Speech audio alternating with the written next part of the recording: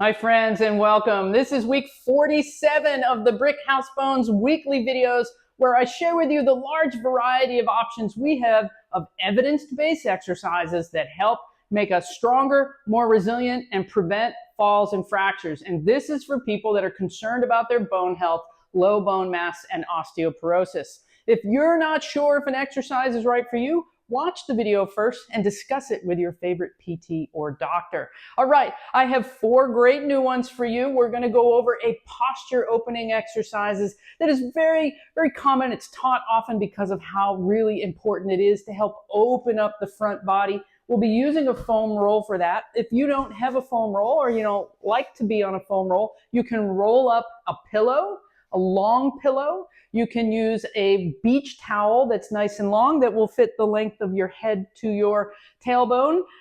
You can use a yoga mat to lie on. You can pick something softer, whatever works for you and what you're ready for right now.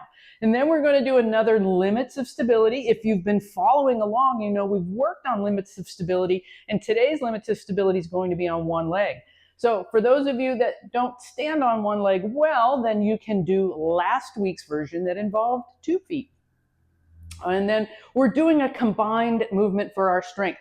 So many of the next final videos, the progression of strength are going to show combined movements. This is more bang for your effort. You get more strength for your effort in the move. We're doing a combined upper and lower body movement with our strength component today. And then lastly, we're working on gait speed. That's our power component today, because we know that people who are able to walk at a fast speed have better quality of life as we get older. So we're going to intentionally look at walking faster for periods of time.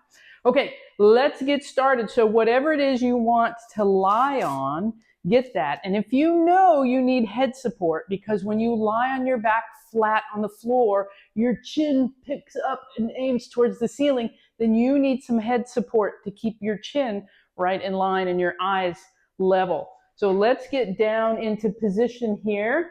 And you notice it's really important that we have lots of bend in our knees and our hips so that I can get down here relatively easily.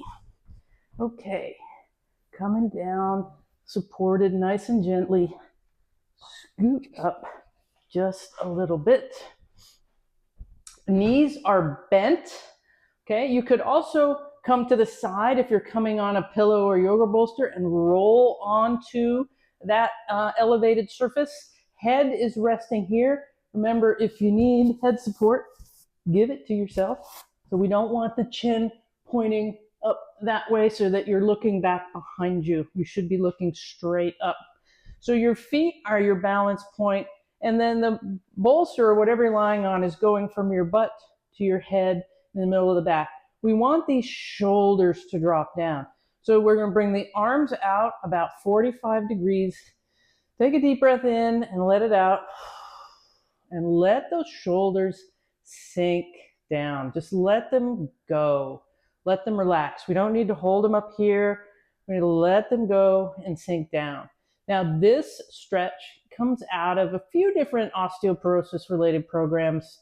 I think Sarah Meeks is one who does this and teaches this, and she's really, the founding mother of osteoporosis exercises, PTs. She's really done a lot to help people and learn how to do the right types of exercises. So this would be a decompression or an opening position that we want to hold. And you can start with this full roll like I have. You can also start with a half roll or just on the floor if you're really tight and it's hard to get in this position.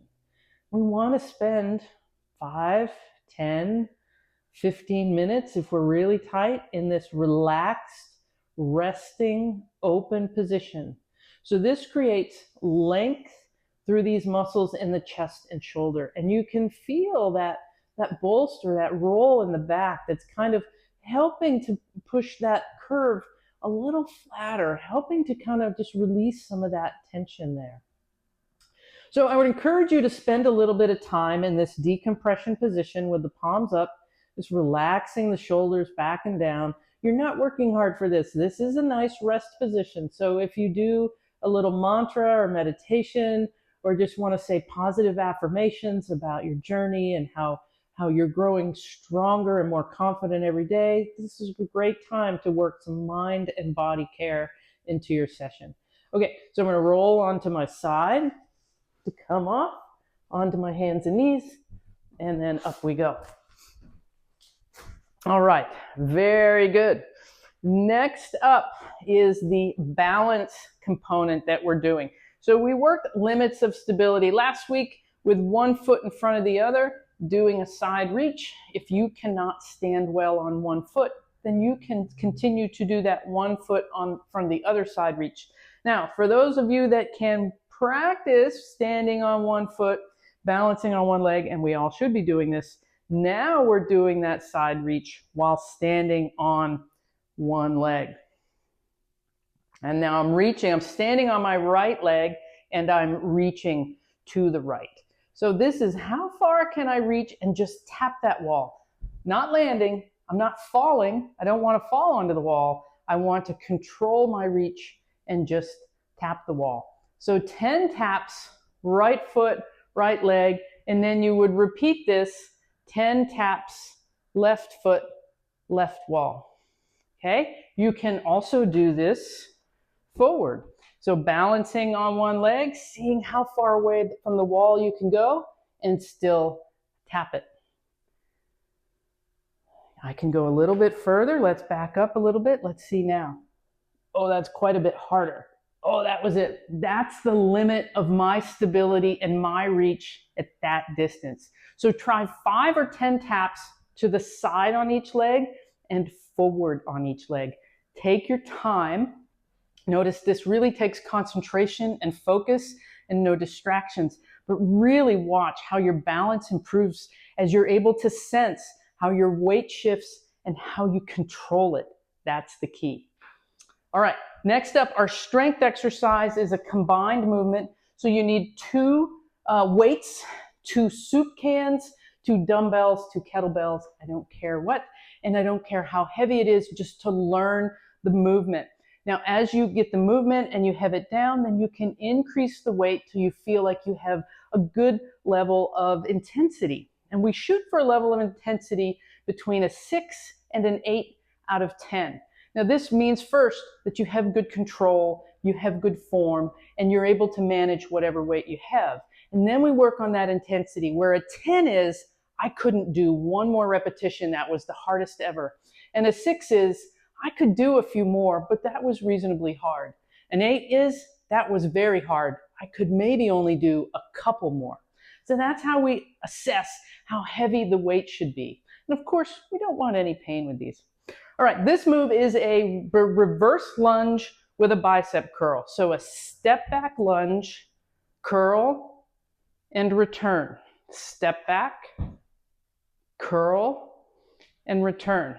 So that's what it looks like from the side. Now, you will see that I tend to do backwards lunges, and I sometimes will do sideways lunges, but I don't often do a forward lunge.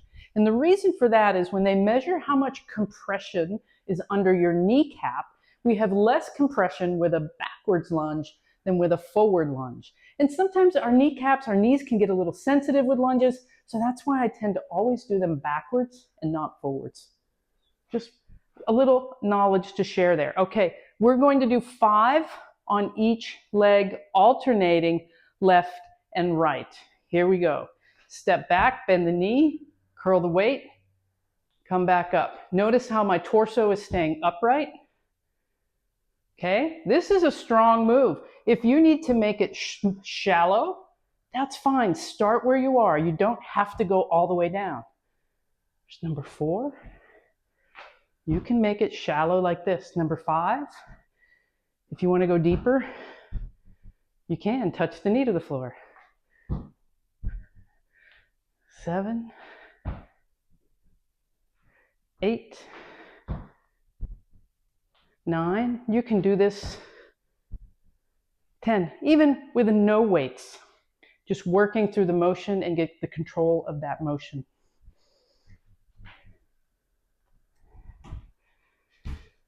Okay, last thing is gait speed, because being able to walk quickly and walk fast is associated with improved quality of life as we get older.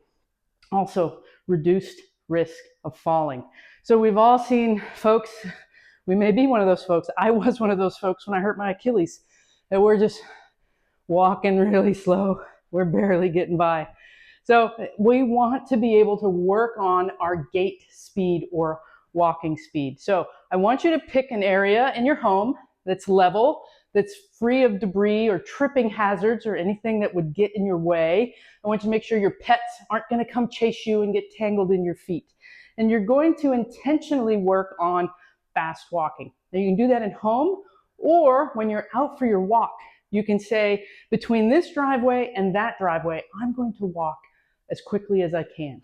And so that just looks like, as you're in your normal walk, elbows bent, because we're going to pump the arms, walk as fast as you can for a certain distance. We want to get that turnover in our feet, that arm swing driving us forward or pulling us forward as quickly as you can for a certain distance. Now, it doesn't need to be the whole walk, but throughout your walk, or as you're practicing in your kitchen, walk faster than you normally walk. Give it an intensity that gets you a little bit out of breath. Watch out for your surroundings, but try to pick up your feet faster and see how that works into your daily routine. If you incorporate these short sprints in your walk every day, you will see your overall walking speed improve.